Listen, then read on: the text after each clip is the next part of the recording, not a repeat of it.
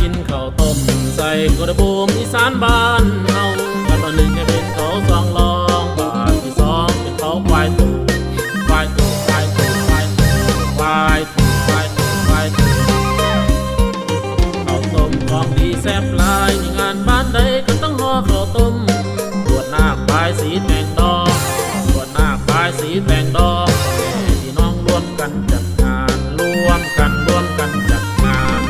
ข้าวต้มของดีอีสานมีบุญมีงานก็ต้องห่อข้าวต้มที่เด็ดคือควายน้อยเกือกต้มที่เด็ดคือควายน้อยเกือกต้มอาหารนิยมของแซ่บอีสานของแซ่บอีสาน